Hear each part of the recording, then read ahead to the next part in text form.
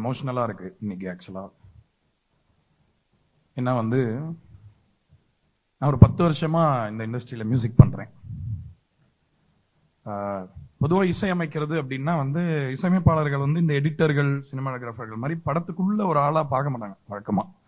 At least நான் வந்த போது அந்த மாதிரி ஒரு ஒரு நிலைமை இருந்து. ஏன்னா மியூசிக் டைரக்டர்னா பாட்டு தானே, பாட்டு போடுவாங்க, தேவையான மியூசிக் போடுவாங்க அப்படின்ற ஒரு இடத்துல இருந்து இன்னைக்கு வந்து இந்த மாதிரி ஒரு ஒரு அருமையான ஒரு ஒரு குரூப் ஆஃப் பீப்புளோட உள்ள இன்டகிரேட்டடா சினிமாவை விரும்பி ரசிச்சு இந்த மாதிரி படங்கள்லாம் பண்ண முடியாது அப்படின்னு ரொம்ப வருஷம். ஏன்னா வந்து நான் நிறைய நல்ல படங்கள் பண்ணியிருக்கேன் ஆரம்பத்துலேருந்தே. வந்து எனக்கு லக்குன்னு தான் சொல்லணும், ஆர் காட்ஸ் கிரேஸ், நல்ல படங்கள் தான் என்னால் பண்ண முடிஞ்சிருக்கு. பட் வந்து ஒரு தொடர்ச்சியா இந்த ஆரம்பிச்சதை முடிக்க முடியாம ஏதாவது ஒரு விஷயம் வந்துகிட்டே இருக்கும்.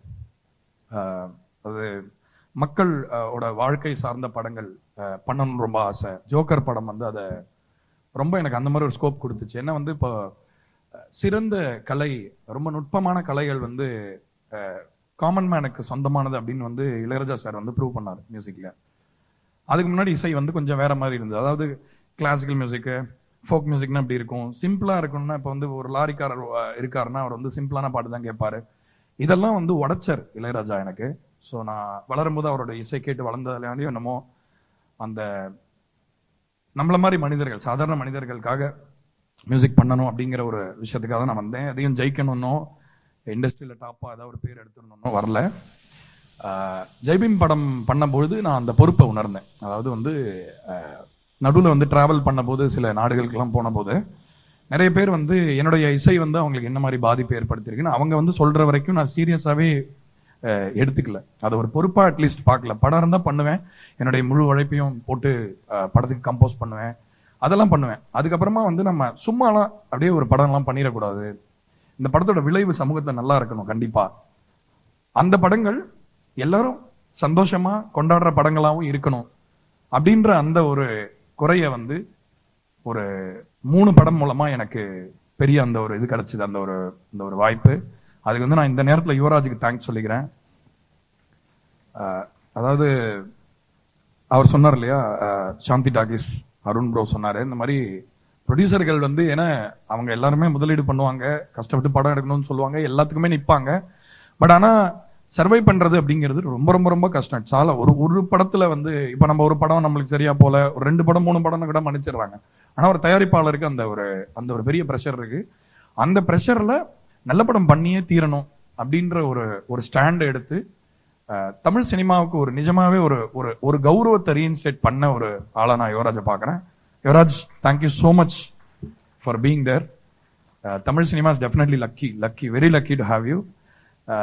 யுவராஜுக்கும் எனக்கும் ஏற்பட்ட இந்த அழகான உறவுக்கு காரணமா இருந்த விஜய்க்கு நான் நன்றி சொல்லிக்கிறேன். இங்க என்னோட மேனேஜர் அண்ட் இந்த படத்தோட கிரியேட்டிவ் ப்ரொடியூசர் எல்லாரும் அவ்வளோ அருமையான மனிதர்கள். பிரபுராம் வியாஸ், விநாயக், இவங்களோட ஒர்க் பண்ணதெல்லாம் வந்து அதை பத்தி எல்லாம் புக்கே எழுதலாம். அவ்வளோ விஷயங்கள், அவ்வளோ ஒரு ஜேர்னி. ஏன்னா ஒரு படம் பண்ணும்போது நம்ம படத்தை தாண்டி, அதாவது படத்துல பண்ற வேலையை தாண்டி அத்தனை விஷயங்கள் ஒரு ஜேர்னியா இது பண்ண முடியும். அதெல்லாம் ஒவ்வொரு படத்துல நடந்தது எனக்கு நல்லா தெளிவா ஞாபகம் இருக்கு. ஆக்சுவலா மணியை மீட் பண்ணும்போது தான் அது எல்லாமே ஆச்சுன்னு நினைக்கிறேன். நம்ம ஞானவேல் சார் வீட்டுல மீட் பண்ண போது ஆக்சுவலா என்னன்னா ஜெய்பீம் படம் வந்து ரிலீஸ் ஆக போகுது, பார்த்துட்டாங்க. ஐ திங்க் ஸ்கிரீனிங் எல்லாம் பார்த்துட்டாங்க. நம்ம ஒரு மகிழ்ச்சியில இருக்கும், சரி ரொம்ப நல்ல படம் ஒன்று பண்ணியிருக்கோம், இதோட கூட முடிச்சுக்கிட்டா கூட போதும், இந்த படம் கடைசி படமா இருந்தா கூட பரவாயில்ல வர்த்து அப்படின்னு இப்பெல்லாம் பேசிட்டு இருந்தோம். பட் அன்னைக்கு நினைச்சு பார்க்கல, நம்ம ஜேர்னில நம்ம இவ்வளவு தூரம் அங்கிருந்து வந்திருப்போம்னு நினைச்சு பார்க்கல. நீங்க வந்து ஒரு பெரிய காரணம். குட் நைட் வந்து எனக்கு ஒரு படமா அப்பலாம் நான் விநாயகத்தையுமே சொன்னேன், மணி வந்து யாரு பண்றாங்க, இது யாரு பண்ணுவாங்கன்னு கேட்டேன். ஏன்னா ஒரு இப்பெல்லாம் என்னன்னா நம்ம வீக்னஸே வெளில காட்டிக்கூடாது, ஒரு நரமுடி வந்துடக்கூடாது பாருங்க, டைய போட்டு மூடுறது, இது பண்றது, இது உள்ள எதையும் மறைக்கிற மாதிரியே இருக்கு போல இருக்கு. அதனால மறைக்கிறதுல எல்லாருமே ரொம்ப ஒரு மும்முரமா இருக்கிற மாதிரி இருக்கு. ஆனா ஒரு மனிதனுக்கு, ஒரு ஹியூமன் பீயிங் வந்து ஃபேலபிள் தான், அவன் பர்ஃபெக்ட் கிடையாது. அந்த ஒரு இயல்பை வந்து ஒரு அந்த மோல்டுல வந்து எடுத்து ஒருத்தர் பண்றாரு அப்படின்றது வந்து அன்பிலீவபிள். குட் நைட்டோட மியூசிக்கோட சக்சஸ்க்கு நீங்க பெரிய காரணம், உங்க பர்ஃபார்மன்ஸ். உங்க கண்ணு வந்து ரொம்ப அழகான கண்கள், ரொம்ப expressive eyes. Such a fan of you always. Thank you so much for existing Mani. Tourist ஃபேமிலிக்கு வரேன். இங்க எல்லாரும் நிறைய பேசிட்டாங்க படத்தை பத்தி. நான் அதனால படம் அப்படி இருக்கு இப்படி இருக்கு சூப்பரா இருக்கு பாருங்க 20 டிக்கெட் போடுங்க 30 டிக்கெட் போடுங்க அதெல்லாம் சொல்ல போறது இல்ல. அபியை பத்தி சொல்லணும். சின்ன பையன் தான். முதல் நாள்ல இருந்து எனக்கு வந்து அபியை வந்து ஒரு தம்பியா, அதாவது பொதுவாவே நம்ம ஊர்ல என்னன்னா இந்த இப்ப குறைஞ்சிருக்குன்னு நினைக்கிறேன், இந்த ஏஜ் அப்ரஷன் ஒன்று சொல்லுவாங்க. 40 வயசுல ஒருத்தர் இருக்காரு, நம்மளுக்கு ஒரு 25 வயசு இருக்குன்னா நம்மளே அறியாம நம்ம வந்து பெண்டாயி அவங்க காலை தொட்டுருவோம் எப்படியாவது. அந்த மாதிரி ஒரு விஷயம் இருக்கு. பட் அபியோட கான்பிடன்ஸ் பார்த்து எனக்கு ரொம்ப சர்ப்ரைசிங்கா இருந்தது. எனக்கு தம்பியா தான் நான் ஃபீல் பண்ணேன். அபியை வந்து ஒரு தம்பியா, நம்மளுக்கே ஒரு தம்பி இருந்தா அப்படி இருக்குமோ அந்த மாதிரி ஃபீல் பண்ணேன். ஆனா as a film maker, as a creator, எப்பயுமே he felt like a top flight professional மாதிரி தான் எனக்கு தோணுச்சு. ஒரு டாப் ஃபிளைட் ப்ரொஃபஷனல். அதாவது வந்து ஃபர்ஸ்ட் படத்துல பொதுவாகவே வந்து ப்ரெஷர் ரொம்ப அதிகமா இருக்கும். நிறைய காரணங்கள் இருக்கும் அதுக்கு. நம்ம ஒண்ணு நினைப்போம், அது ஒண்ணு நடக்கும். ஷூட்ல நம்ம எழுதியிருப்போம், அதை அங்க போயிட்டு அந்த ஒரு சப்போஸ் ஒரு பிரச்சனை இருக்குன்னா அங்க கண்ட்ரோல் பண்ண முடியாது, தேவனை எடுத்துட்டு வந்துருவோம், அப்புறம் எடிட்ல சரி பண்ண, அப்படி எல்லாம் நிறைய இருக்கு. ஆனா வந்து எப்படி அவர் சொன்னாரோ, எப்படி எனக்கு நரேட் பண்ணாரோ அதையே தான் நான் ஒரு படமா பார்த்தேன். ஒரு 2 மணி நேரம் படமா, டைம் உட்பட 2 மணி நேரம் டைம்னா 2 மணி நேரம் ஸ்கிரீன் டைம் அந்த படம். ரொம்ப happy Abhi to have worked with you. And எவ்வளோ ஒரு நம்ம மியூசிக் மேக்கிங் வந்து ரொம்ப டக்குன்னு பண்ண வேண்டியதா ஆயிடுச்சு. ஒரு 15-20 நாள்ல எல்லா பாட்டுமே நம்ம முடிச்சிட்டோம்.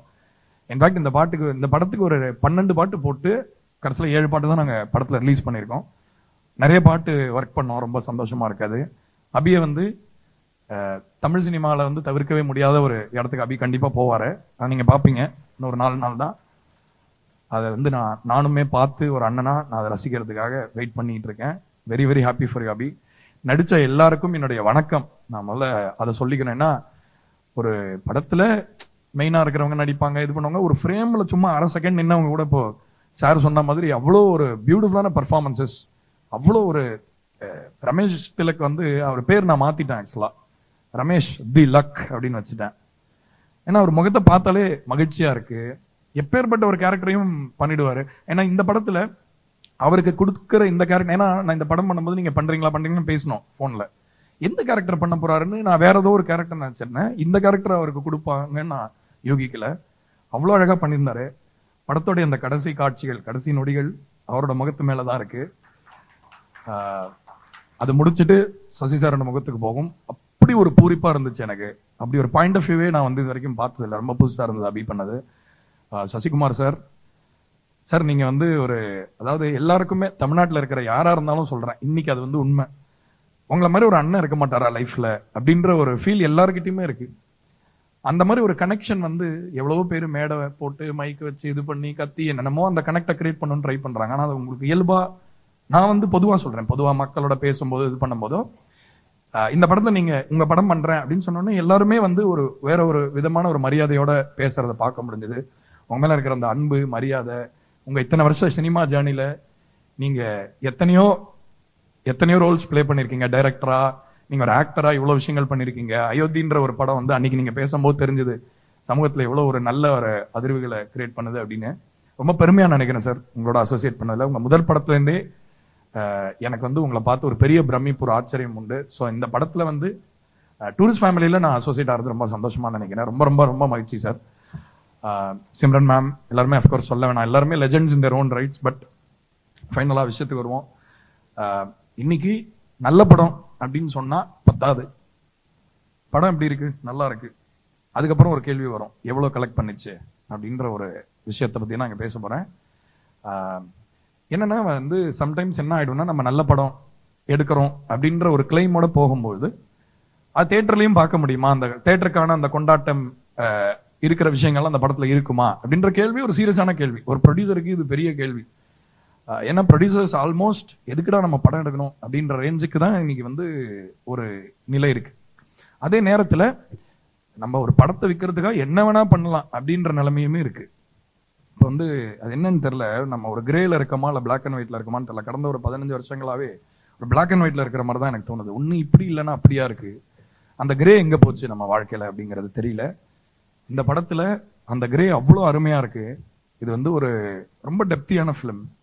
இந்த படம் ஹீல் பண்ணிச்சுன்னு சொல்றேன் ஒரு மனுஷனா. ஏன்னா நானுமே வந்து நிறைய இந்த மாதிரி படங்கள் பண்ணிருக்கேன். ஜெயபீம்லாம் பண்ணும்போது ஒரு படத்தோட டிஸ்கஷனுக்குள்ள போகும்போது, இப்ப ஞானவேல் சார் எல்லாம் பேசும்போது அவ்வளவு விஷயம் கத்துக்கிறோம், இது பண்றோம். ஆனா நம்ம எவ்வளவுதான் ஒரு கஷ்டத்தையோ மனித குலத்தோடைய இந்த ஏண்டா இப்படி கொலை நடக்குது, வாரம் நடக்குதுன்னு பத்தி பேசினா கூட அதை எவ்வளவு ஆராய்ச்சி பண்ணாலும் கிடைக்காத ஒரு மகிழ்ச்சி ஒரு மனுஷன் இன்னொரு மனுஷன் மேல வைக்கிற அன்பு இருக்குல்ல, அதை அப்சர்வ் பண்ணும்போது கிடைக்குது. பதிலே தேவையில்லைன்னு தோணுது. இந்த அன்பு தான் ஆன்சரா இருக்கு. அன்புக்கு லாஜிக்கே இல்லைங்க. லாஜிக் இல்லாத ஒரு விஷயம். Irrational thing. What is love? லவ்னு அர்த்தமே கிடையாது அதுக்கு. நம்ம வந்து இன்னொருத்தங்க மேல அன்பு வைக்கும்பொழுது நம்மளுக்கு ஒரு ஃபீலிங் கிடைக்குது இல்ல. ஒருத்தங்க கூட இன்னும் ஒரு சென்டென்ஸ்ல எழுதல. எத்தனையோ பேர் எழுதிருக்காங்க கவிதைகள், லிட்ரேச்சர், எவ்வளவோ இருக்கு அன்பை பத்தி. ஆனா அதை டிஃபைன் பண்ண முடியல அப்படின்னு நினைக்கிறேன். எனக்கு அந்த ஒரு ஓப்பன் ஹெண்டட் ஃபீலிங்கோட தான் இந்த படத்தை நான் பண்ணி முடிச்சேன்.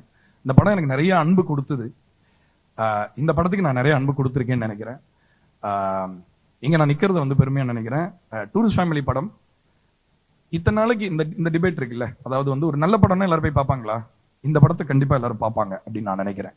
இந்த படம் எப்படிப்பட்ட படம் அப்படின்னு கேள்விப்பட்டதுக்கு அப்புறமா ஒரு 10 பேர் 100 பேர் அப்படின்ட்டு அந்த ஒரு வீக்கெண்டுக்குள்ள எனக்கு குட் நைட்டுக்கு நடந்தது எனக்கு ஞாபகம் இருக்கு. ஏன்னா நல்லதுக்கு வந்து இன்னைக்கு கண்டிப்பா மார்க்கெட் இருக்கு. ஆனா வந்து அது நிறைய ஒரு கட்டாயங்களுக்குள்ள இயங்குறதுனால இப்போ ரிலீஸ் டேட்டை பொறுத்த வரைக்கும் அது வந்து ஒரு சரியா கிடைக்கலன்னா கூட அது கூட மிஸ் ஆயிடும். பட் இந்த படம் சம்மர்ல ரிலீஸ் ஆக போறது ரொம்ப சந்தோஷம். டூரிஸ்ட் ஃபேமிலி கண்டிப்பா ஜெயிக்கும் அப்படிங்கிற நம்பிக்கை எனக்கு இருக்கு. இந்த படம் தமிழ் சினிமாவுடைய ஒரு மரியாதை இருக்குல்ல, அதாவது வெளில போயிட்டு நம்ம தமிழ்ல இப்ப எப்படி எல்லாம் படம் பண்றாங்க அப்படின்னு சொன்னா டூரிஸ்ட் ஃபேமிலிங்க அந்த படமா சொல்லுவீங்க. நீங்க ஒரு வெளிநாட்டுல இருந்தீங்கன்னா உங்க ஊர்ல என்னங்க படம் எடுக்கிறாங்க அப்படின்னு சொன்னா நீங்க டூரிஸ்ட் ஃபேமிலியை போட்டு காட்டினீங்கன்னா உங்களுக்கு பெருமை தரக்கூடிய படமாக இருக்கும். அதே நேரத்துல உங்களுக்கு தேவையான இன்னைக்கு இருக்கிற சூழல்ல, இன்னைக்கு இருக்கிற இந்த நெகட்டிவான ஒரு ஸ்பேஸ்ல கண்டிப்பா எல்லாருக்கும் தேவையான ஒரு படமா இருக்கும் அப்படிங்கறத சொல்லி விடைபெறுகிறேன். நன்றி, வணக்கம். எல்லோருக்கும் வணக்கம். எல்லாரும் பேசிட்டாங்க எங்க படத்தை பத்தி.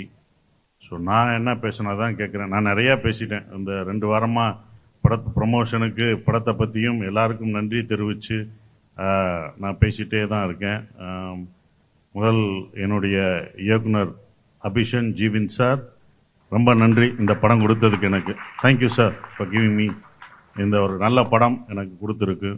ரொம்ப நன்றி. $1 மில்லியன் யுவராஜ் மகேஷ், உங்களுக்கு வந்து நான் இன்னொரு நன்றியை சொல்லிக்கிறேன். ஏன்னா நீங்கள் இந்த 3 படம் இல்லை, இன்னும் நிறைய படங்கள் பண்ணணும். நான் கம்பெனி ப்ரொடக்ஷன் ஆரம்பிக்கும் போதும் இந்த மாதிரி புதுமுகங்களுக்கு நிறைய கொடுக்கணும்னு ஆசைப்பட்டு நான் ஆரம்பித்தேன். அந்த படம் நிறைய படங்கள் பண்ணணும் அப்படின்னு ஆரம்பித்தேன். அதுக்கு எனக்கு இன்ஸ்பிரேஷனாக இருந்தது வந்து சூப்பர் குட் ஃபிலிம்ஸ். அவங்க 100 படம் பண்ணியிருக்காங்க. அவங்க நிறைய சௌத்ரி சார் வந்து நிறைய புதுமுக இயக்குநர்களை இது பண்ணார். ஸோ அப்போ 48 டைரக்டர்ஸ், சுக பாருங்க ஏன் வச்சிருக்காரு, 99 படங்கள் 48 டைரக்டரை இன்ட்ரடியூஸ் பண்ணியிருக்காங்க. ஸோ அப்படி நான் நினச்சேன், அந்த மாதிரி வரணும்னு நினச்சேன். பட் என்னால் முடியலை. பட் நீங்கள் அது தொடரணும். அதுக்காக அவங்க எடுக்கிற படங்கள்லாம் தயவுசெய்து பாருங்கள். எனக்காகலாம் பார்க்க வேணாம், அவங்களுக்காக நிறைய இயக்குநர்களை அவங்க இன்ட்ரோடியூஸ் பண்ணிட்டு இருக்காங்க. ஸோ அவங்களுக்காக பாருங்க. எங்களை வாழ்த்தின அத்தனை பேரும் எல்லாம் வாழ்த்திட்டு போயிட்டாங்க. அவங்க எல்லாருக்கும், சசி சார்ல இருந்து வசந்தபாலன் சார், எல்லாருமே, மணிகண்டன் வந்திருக்காரு, எல்லாருக்குமே என்னுடைய நன்றியை தெரிவிச்சுக்கிறேன். நிறைய பேர் எங்களை வாழ்த்தினாங்க. ஸோ அந்த வாழ்த்துதலுக்கு ரொம்ப நன்றி தெரிவிச்சுக்கிறேன். ஏன்னா ஒருத்தவங்க பேராக சொல்ல முடியாது, ஏன்னா அவ்வளோ பேர் வந்து வாழ்த்திட்டு போயிருக்கீங்க. என்னவா அந்த படம் இருக்குன்னு நீங்கள் சொல்லிட்டீங்க. இனி மக்கள் மே 1, அந்த மே 1 ரிசல்ட்டுக்காக தான் மறுபடியும் நாங்கள் வெயிட் பண்ணிட்டு இருக்கோம். மே 1 மக்கள் வந்து இதை வந்து நீங்கள் இதை ஆதரிப்பீங்கன்ற நம்பிக்கை இப்போ வரைக்கும் எங்கே இருக்குது. அவங்க சொன்னது போல் உங்களுக்கும் இந்த படம் பிடிக்கும், ரசிப்பீங்கன்ற எனக்கு ரொம்ப ஆவல் இருக்குது. அப்புறம் இதில் நடித்த நடிகர்கள் அத்தனை பேரும் எல்லாமே ஒரு 2 கேரக்டர் நடித்தாலுமே அவங்க எல்லாம் மனசில் நிற்பாங்க. பாஸ்கர் மாமா இருக்கட்டும், குமரவேல், எல்லாருமே, குமரவேல் அண்ணா, எல்லாருமே, அம்மா, பக்கத்து வீட்டு பொண்ணு, பக்கத்து வீட்டு அம்மா, பக்ஸு, எல்லாருமே அந்த இதில் நிற்பாங்க. சகோ சொன்னார், ஒரு விஷயம் சொன்னார். அவங்களுடைய இதெல்லாம் சொன்னாங்க. இந்த மாதிரி அகதிகளாக நாங்கள் வந்திருக்கோம் அண்ணா, நாங்கள் அகதியாக வந்திருக்கோம், ரொம்ப கஷ்டப்படுறோம் அப்படின்லாம் சொன்னாங்க. எனக்கு ஒரு நம்பிக்கை இருக்குது. எப்படி அயோத்தியும் நந்தனும் ஒரு இது கிரியேட் பண்ணுச்சோ, இந்த படத்துக்கு அப்புறம், இந்த படம் பார்த்த பிறகு குடியுரிமை சட்டம் தமிழர்களுக்கு, இங்கே அகதிகளாக வந்த நம் தமிழர்களுக்கு கிடைக்கும்ன்ற நம்பிக்கை எனக்கு இருக்குது. அதுக்கான ஒரு இது பாஸ் பண்ணுவாங்கன்னு நம்பிக்கை இருக்குது. அது நடக்கும். இந்த படம் உங்களை வந்து ரொம்ப என்டர்டெயின்மெண்ட் பண்ணும், உங்களை சிரிக்க வச்சுக்கிட்டே இருக்கும். ஆனால் உள்ளுக்குள்ள ஒரு சின்ன விஷயத்த உங்களுக்கு சொல்லிக்கிட்டே இருக்கும். உங்களை சிரிக்க வைப்போம், ஜாலியாக இருப்பீங்க. ஆனால் வெளியில் வரும்போது அன்பை போதிக்கும் இந்த படம். ஸோ அன்போடு இருப்போம். நான் இந்த படத்தை பற்றி ரொம்ப பேச வேணாம், படம் பேசட்டும். மே 1 குடும்பத்தோடு வந்து இந்த படத்தை பார்த்து ஆதரவு தெரிவிங்க. புதுமுக இயக்குனருக்கு நல்ல ஒரு சப்போர்ட் பண்ணுங்க. ஷான் ரோல்டன் அருமையான 5 பாடல்கள் கொடுத்துருக்காரு. பாட்டெல்லாம் எங்களுக்கு பிடிக்கும். நானும் அங்கங்கே அவருக்கு தெரியாம மன்னிச்சுக்கோங்க சார் பாடிட்டேன். இதில் வேற பாடங்க அவனுக்கே நான் வந்து கொஞ்சம் கற்றுக் கொடுத்துட்டேன். அதை பார்க்கும்போது கொஞ்சம் ஓவராக இருந்துச்சு. வெங்கட்டு எவ்வளோ பெரிய பாடல், சின்ன வயசுலேருந்து பாடிக்கிட்டு இருந்தார். அப்படி போகக்கூடாதுப்பா அப்படின்னு ஒரு ஏத்தத்தை ஏற்றுனேன். பணவீதமாய் அப்படின்னு ஒன்று அப்படி ஹை பிச்சில் போகணும்னு சொல்லிட்டேன்.